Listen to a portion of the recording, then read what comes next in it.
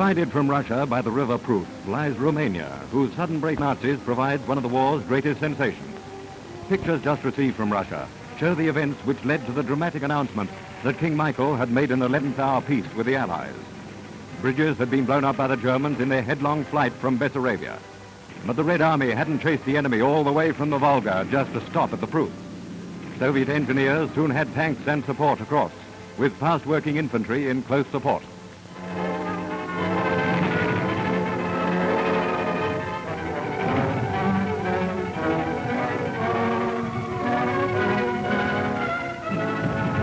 The tremendous moment has arrived. The Nazi nightmare has come true. Soviet troops are in Romania, key to the Balkans, with all the equipment of a mighty modern army.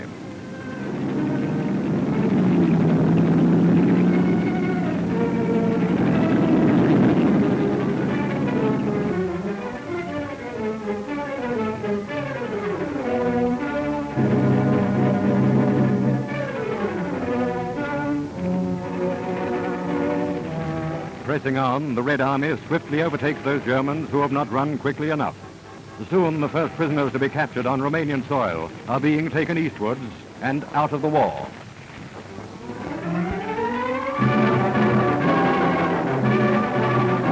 The important Romanian city of Seret is occupied by troops of the 1st Ukrainian Army. The city looks empty. The Germans, fearing that the population of the country is turning against them, have driven the inhabitants westwards. In Botoșani, the largest town in northern Romania, the streets are also empty.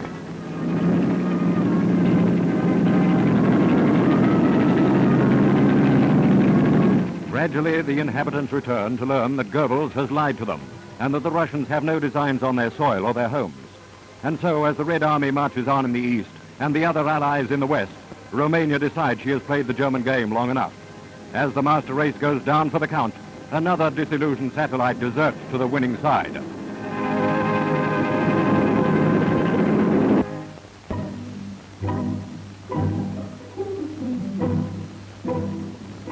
As the German armies in the west reel towards ever greater disaster, Allied shells and bombs sound Hitler's death knell. Under bombardment is the citadel overlooking the harbor of St. Malo, where fanatical Nazi resistance, after things had become hopeless, only prolonged the town's sufferings. Enemy guns still make things hot, so troops have to go forward cautiously to prize the Germans out.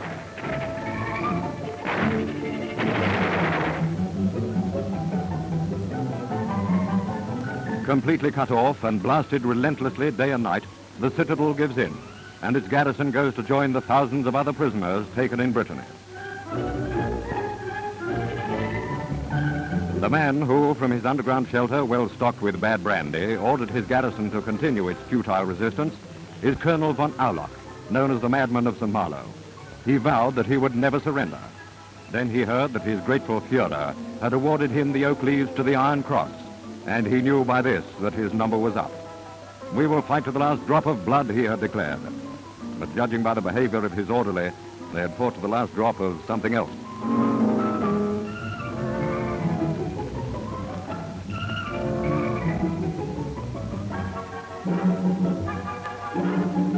As the mad colonel goes to join the other German commanders who have changed the swastika for the white flag, we turn eastwards to the town of Troyes, where Canadian armor finally closed the Falaise Pocket, graveyard of the German 7th Army. What remains of the town is mostly in flames. One of the few things still undamaged is the memorial to the town's menfolk who fell in that other war against the Boche a generation ago. The Canadians demolish unsafe buildings with explosives the Germans themselves left behind. Southeast to Orleans, whose lightning capture by the Allies opened the way towards Paris. The Germans were taken so completely by surprise that they cleared out, leaving only a few snipers to be mopped up.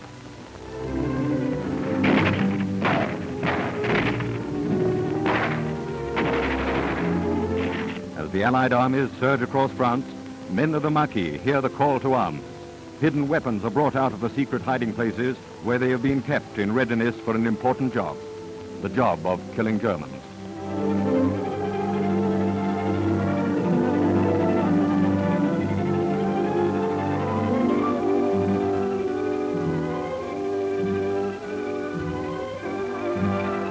A few scores have to be settled by this mademoiselle, who fights side by side with her menfolk.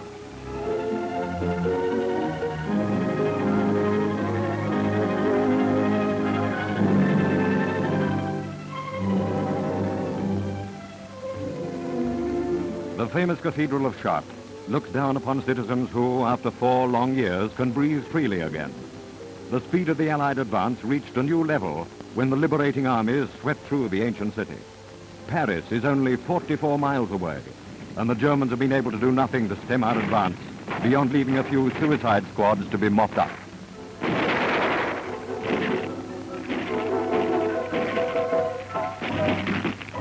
As everywhere in the path of the Allied advance, German prisoners come rolling in, and the inhabitants of Orleans lose no time in taking care of those citizens who have consorted with the Nazis.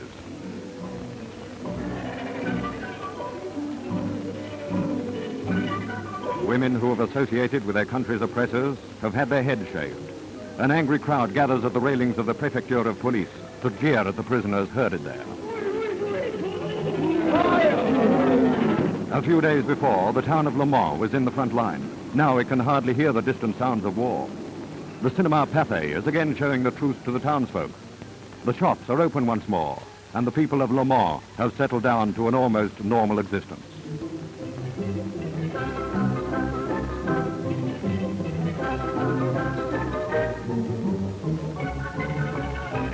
There appears to be plenty in the shops, and the rationing system seems to work very much the same as ours. The fashion displays attract admiring glances from these American nurses, while the windows of the shops prove that the French can make wooden-soled footwear look as gay as it does over here. Newspapers that dare to tell the truth are again on the streets. And what great news they have to tell these citizens who sit outside their cafes watching the Allied armor roll by on the road to Paris.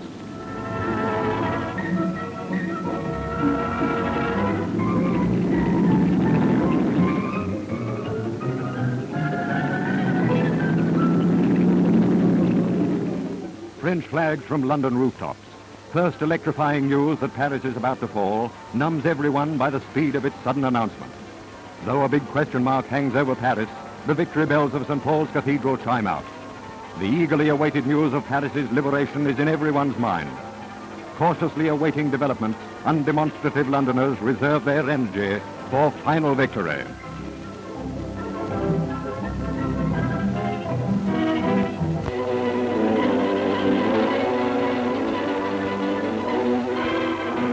Gates that have held Allied soldiers prisoner, in some cases for as long as 5 years, are opened in Stalag 11B. Look closely. You may recognize someone you know.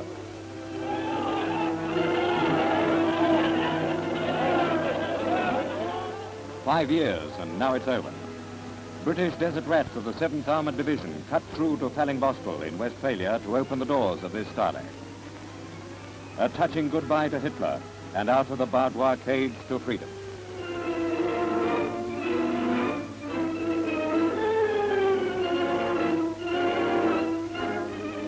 It's the same story at Stalag 357, also at Fallingbostel, and also opened up by the desert rats.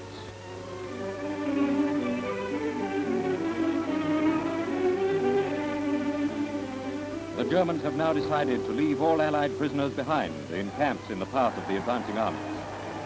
For the German camp commandant, the tables have been well and truly turned.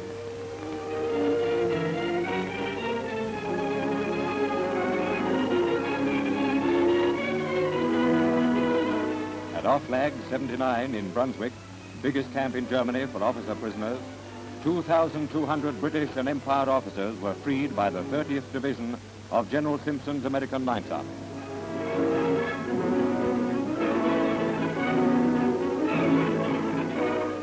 German General Karl Weick, commander of the Brunswick garrison, is among the Allied bag of prisoners. He seems proud of being a Nazi even now. On the lookout for known Nazis, the Allies check up on civilians in Schweinfurt. What a farce it would be if a bloke turned up with a little moustache and a paper hanger's bucket. You'll never know. The Hitler Youth, Europe's big problem for the future, line up for identification.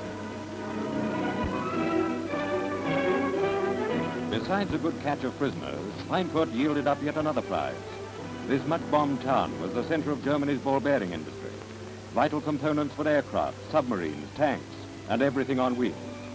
The German army has had its last ball bearing from Schweinfurt.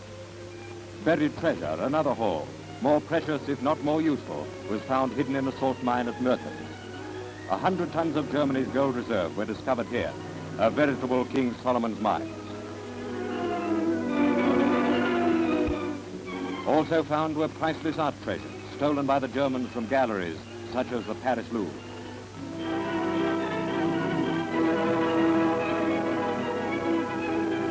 But Paris has not forgotten treachery, as an inset into our story shows.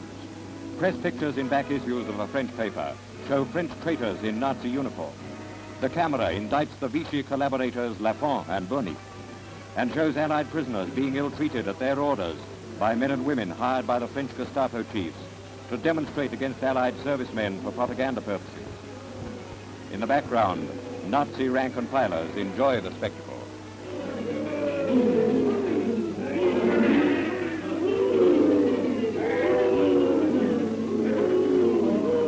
A French cameraman risked his life to take these pictures during the German occupation. They were used in evidence at the trial of Lafont and Bonny. They paid the price of treachery before an FFI firing squad. All the way from Paris to Berlin, the cleaning up process is on. German civilians hand over all the paraphernalia of war. It's an Allied order. The fitting end to pictures of the writing off of Germany is a reminder spoken at Bristol that another big job is still on hand. We have the Japanese to finish. We have to stand absolutely with our great American ally in paying off at the other end of the world debts as heavy as ever were inflicted on her. And I shall have to ask you, or whoever stands in my place, and whoever it be, I shall support him. We shall have to ask you, whatever the matter, however the matter may go, we shall have to ask you for a new leap forward, a new lift of soul and body, in order that this second heavy war, from which we have suffered so much insult and injury, the war against Japan, shall also be brought without undue delay to a conclusion altogether free from any doubt.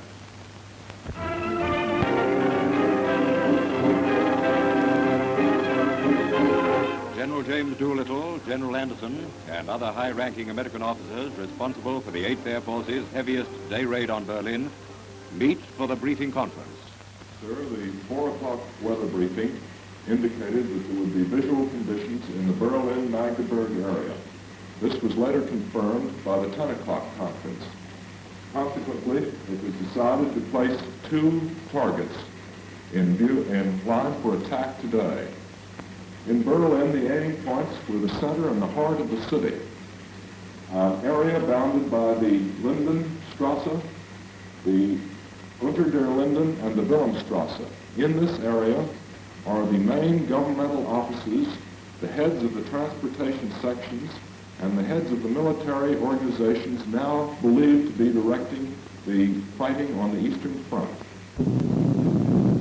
More than 1,000 flying fortresses sweep out from their bases in England to hammer the German capital. The stern voice of retributive justice comes to Berlin in the heavy drone of bombers. From Berlin went the orders which wreaked havoc in Rotterdam and Warsaw. From Berlin also, Germany watched without pity the agony of those millions of refugees whom war turned into sad armies of the uprooted and dispossessed.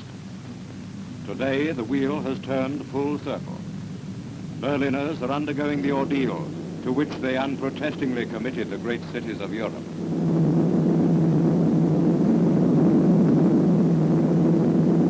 In 45 minutes, 2,500 tons of high explosive and incendiaries rained down on the government and army administrative offices in the heart of the city.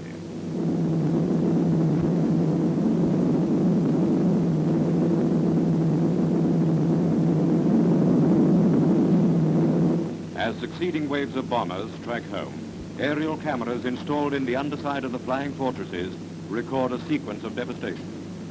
Smoke boils up through the clouds to a height of more than 2 miles, blanketing all but fleeting glimpses of such tempting targets as the Reich Chancellery, Dr. Goebbels' propaganda ministry, and the German War Office.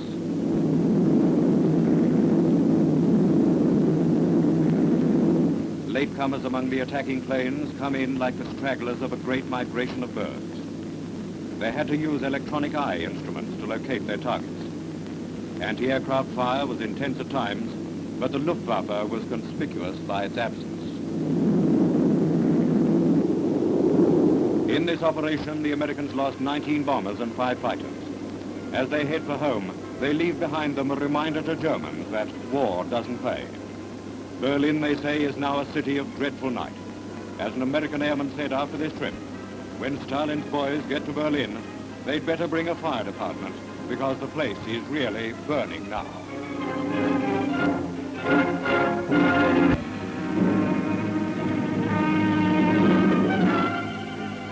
RAF heavy bombers assist Marshal Konyev's drive into the Reich. The target is Dresden. It was being used to pump German troops into counterattacks against the Russian army not many miles to the east. This strike put a stop to that. The night sky is pitted with aircraft, vari-colored target markers, and the newest German ack device, a scarecrow designed to burst and look like a plane exploding after a direct hit. Static electrical discharge caused by intense cold mars these magnificent bombing shots.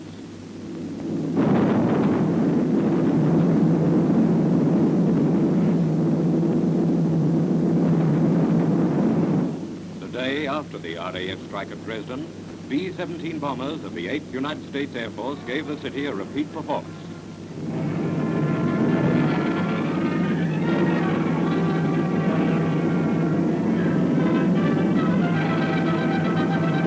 After these attacks, the German overseas news agency said, "This city, hitherto almost untouched, has been carpeted by heavy and super heavy high explosives and incendiaries. Dresden is a heap of ruins. It has been smashed to atoms."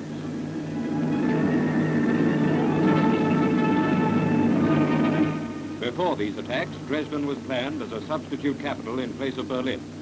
After this, Hitler will have to look for a substitute for the substitute.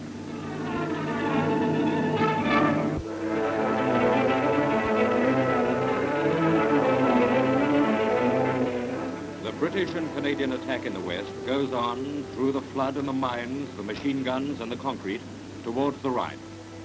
British troops under 1st Canadian Army Command, their Bren carriers loaded on buffaloes, add new waterborne units to an infantry already schooled to fight in the air as well as on land.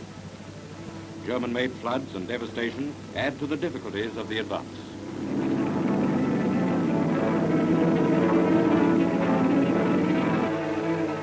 British gunners hammering away at enemy resistance points in the heavily wooded Reichswald country between Cleve and Goth fire with target practice precision.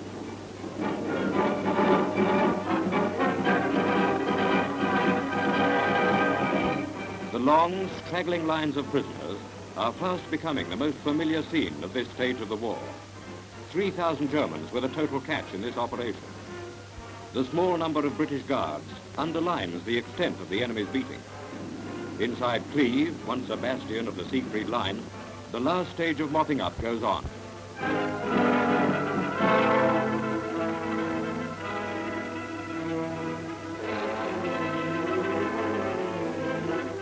Enemy rear guards are squeezed from their few remaining holes, while the main armored strength moves relentlessly past them on into Germany.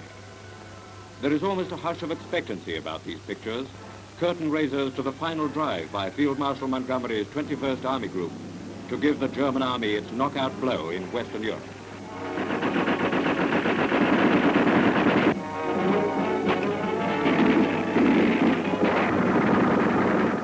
To cover the advance into Gennep, little town to the southwest of Cleve, smoke bombs were used. Field Marshal Montgomery described the job these toughened veterans are going forward to do in the personal message he has just issued to them. "So we embark on the final round," he says, "in close cooperation with our American allies on our right, and with complete confidence in the successful onslaught being delivered by our Russian allies on the other side of the ring."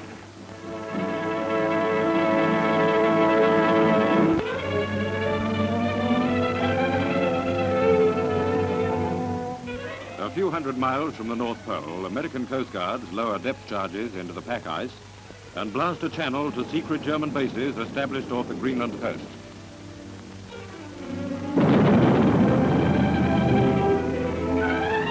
A longboat pulls away to destroy the radio stations from which the Nazis were sending weather reports to Germany. When the German expeditions installed themselves there, they sneaked in plenty of supplies.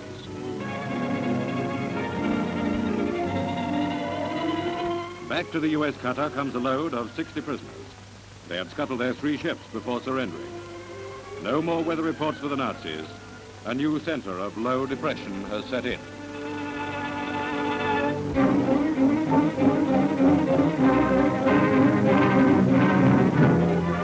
RAF liberators of Eastern Air Command keep up a constant strife against Japanese supply lines and stores on the Burma front.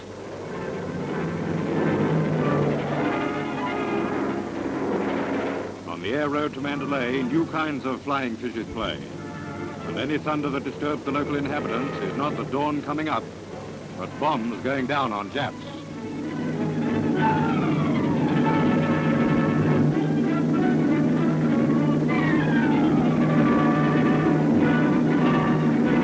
Restaurant car, but an air gunner needs a snack before action.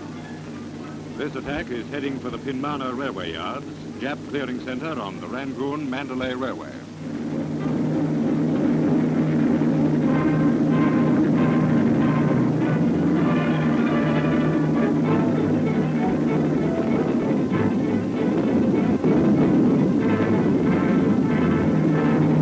A second flight went for Taungum, Jap base on the Arakan front. 6 waves of liberators showering incendiaries and HE went in at 2-minute intervals to burn and blast this particular bit of jungle.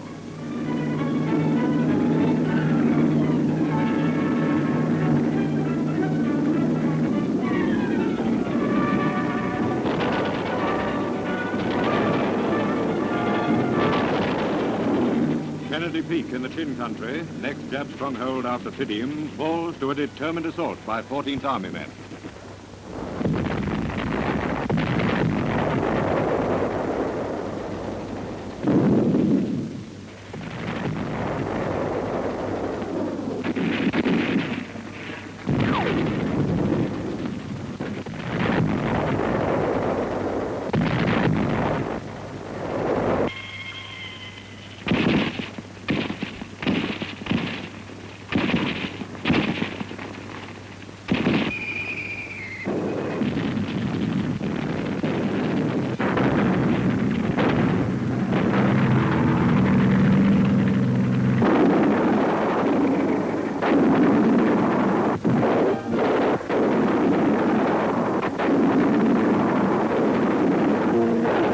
In this kind of country, with jungle as well as Japs to fight, sheer toughness and endurance win out. Towns and villages are being wrested from a ruthless enemy. Ruthless, but we've got the measure of him. The target. Good. Well, men, now that we've been, like to go back again. Yeah! Well, they and most of the hundreds of crews came home safely, though over 60 didn't return from that first American daylight attack. And the rest of this film, taken by American combat camera units, shows part of the great forces on the way out and over the target. The fortresses, there were liberators as well, were escorted by long-range fighters, and great air battles developed on the outward and homeward journeys at many points over the long route. Flak, too, made the going pretty tough.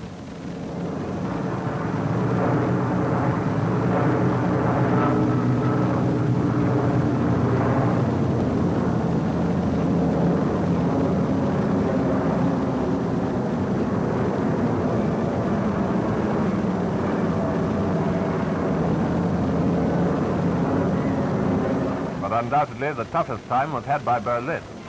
Berlin, already burnt and battered and blasted by the heavy night attacks of the Royal Air Force, now found itself being rocked and shattered by day.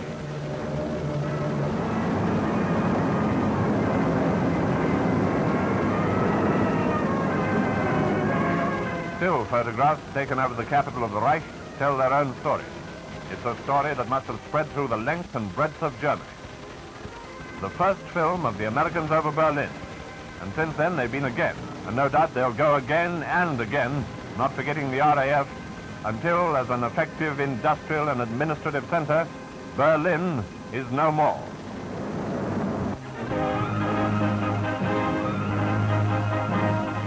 Commanding the Tactical Invasion Air Force, Major General Lewis H. Bresson. As commander of the 9th Air Force, I am fully aware of our responsibilities. Together with the Royal Air Force, we shall be the spearhead of the coming invasion, supporting the ground forces of the United Nations in that final mighty blow which will rid the world of Nazism and liberate Europe. B-26 Marauder bombers of the 9th United States Air Force have been extremely active in operations based on Britain since their arrival here from the Middle East. People living in the south of England can scarcely have failed to notice that. Day after day, they've been attacking German airfields in France, Belgium, and Holland, as well as supply dumps, secret installations, and many other targets.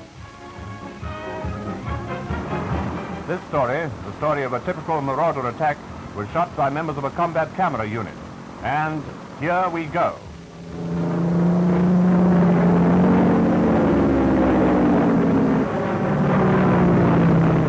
The Marauder is well named. Apart from the heavy wallop it carries in its bomb racks, it's armed with 12.50 machine guns and has high speed. Coupled with the heavy findings at night by the RAF and the brilliant work of the U.S. heavies by day, Marauders are giving great assistance in wearing down Hitler's continental defenses. The target on this occasion was one of several airfields in Holland, from which the Germans may have been raiding London. Crews are well aware that there's bound to be plenty of flak. A radio operator makes his last contact with his base. From now on, he'll observe radio silence. Pilot and co-pilot putting on their anti-flak helmets. They know what's coming. A bombardier navigator, bombigator they call him, watches for checkpoints on the ground.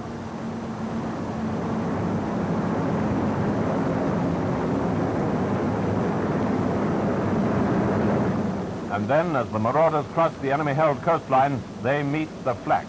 Plenty of it, too, as you can see, being pumped up at them from 10,000 feet below. It's a pretty hot reception they get, and this sort of thing is a daily experience. But apart from taking normal evasive action at short intervals, they fly on straight through it to their objective.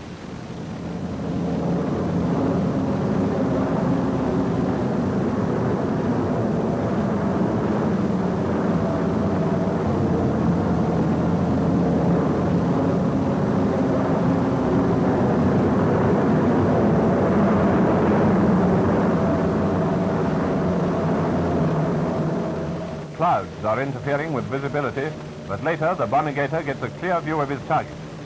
Any moment now, it'll be bombs away. And if that airfield doesn't get a plastering, then I don't know what a plastering is.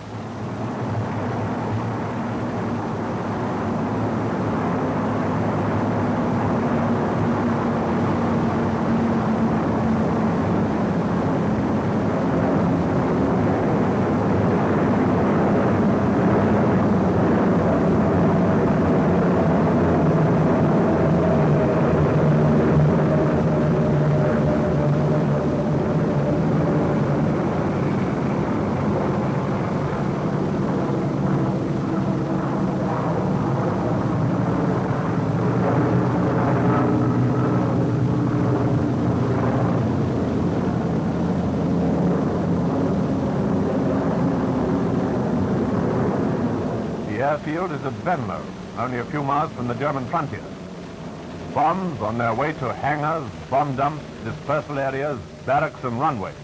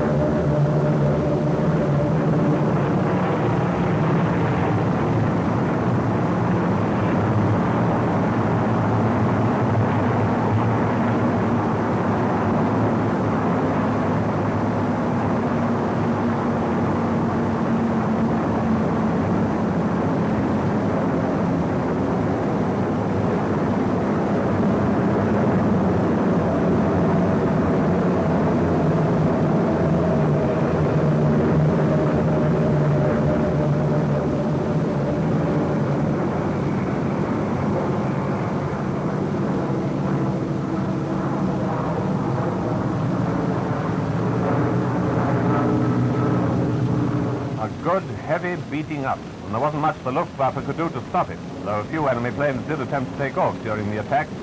Not a very happy takeoff, even if any of them did leave the ground. It was after this attack that those short, sharp London raids came to an end. Not entirely a coincidence, one might think, though of course raids against us can hardly be ruled out yet. Having unloaded, the Marauders head for home at increased speed. But their worries aren't over yet. More heavy flak has to be encountered. Having flown through 2 sessions of flak, not to mention plenty of opposition from the ground while over the target, they positively welcome a sight of the choppy waters of the English Channel. A number of aircraft have been hit. There's one in trouble, trailing smoke as one engine cuts out. Other planes throttle down to shepherd the damaged Marauder home to base.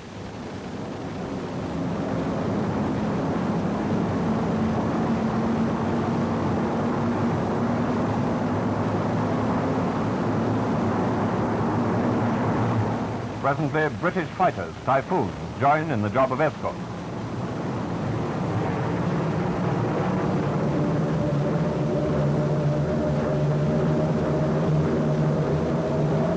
The sight of their home airfield must be eminently satisfactory. And while the Marauders prepare to come in and land, everything is ready down on the airfield itself. Ambulances, nurses, and medical personnel.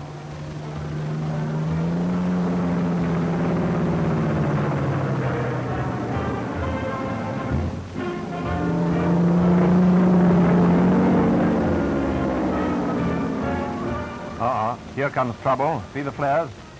Hydraulic system hit, nose wheel jammed, landing wheels can't be locked. Well, here goes for a belly flopper.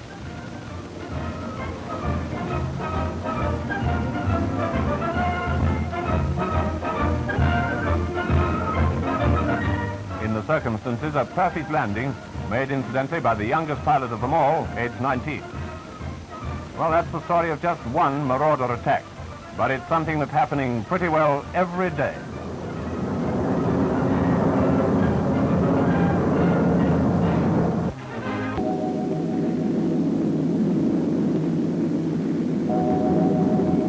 Deadliest enemy of Allied convoys is still the submarine.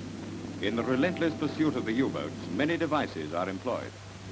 In these pictures, radar, one of the most ingenious secret weapons of the war, is being operated by South African servicewomen who are working day and night spotting enemy submarines which may be prowling round their coasts. Radar established its reputation spotting approaching enemy aircraft and played a big part in the Battle of Britain. It has been adapted with equal success to locating hostile shipping. The women doing this work are members of the South African Special Signal Service, and the fate of many a convoy lies in their hands.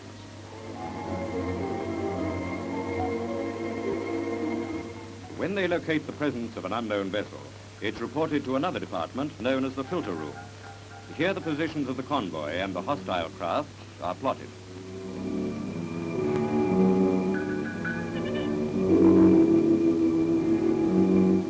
Contact is made with operations room, where the U-boat surprise packets are planned. As the plane flies to the objective, the crew keeps in constant touch with the squadron's operation room and is kept well posted of any new development.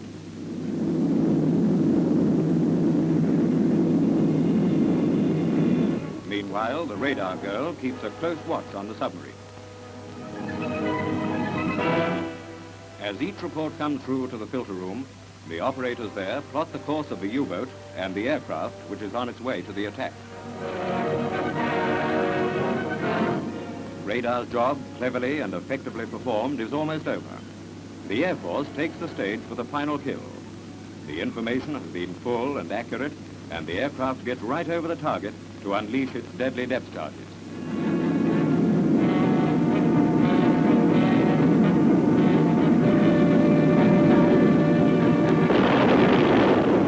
Radar girls, eyes and ears of the anti-submarine war, have helped to put paid to another U-boat.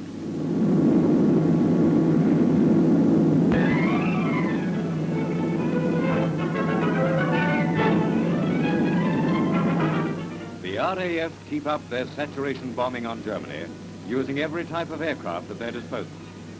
The shattering onslaught on German transport, troops and communications reaches a new pitch of all-out intensity.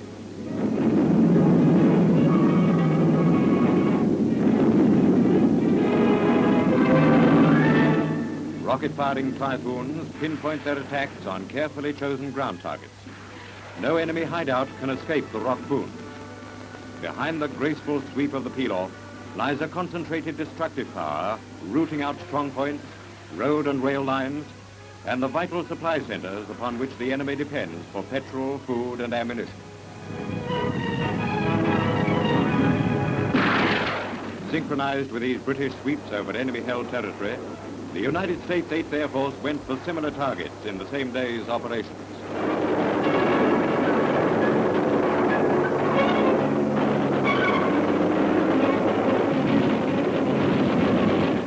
High up in the day's list of objectives for American heavy bombers was Nuremberg, pre-war center of Nazi Heiling festivals.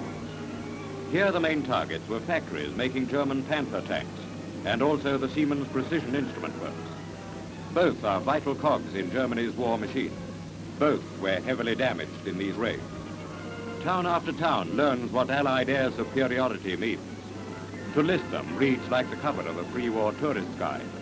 Nordheim, Ansbach, Wittenberg, Ludwiglust, Ilsen, stretching in a wide north-south band across central Germany, received closest attention on this particular day's schedule.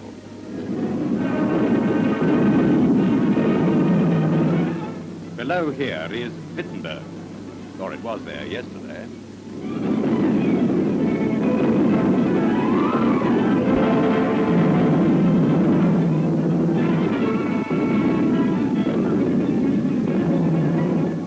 A sky streamered with vapor trails, sky markers, target indicators, and the leisurely curve of falling bombs marks Ludwigslust, where there soon won't be much left for Ludwig or anyone else to enjoy.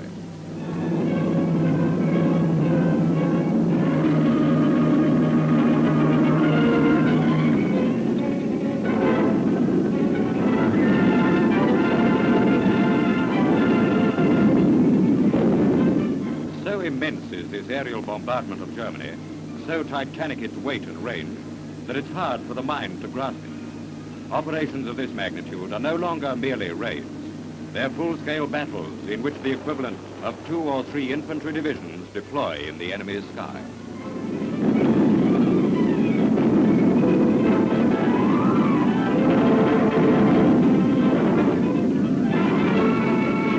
These earth-shattering attacks took place on the eve of the 2000th day of Germany's war. Today, the question is, how many more days can Germany hold out?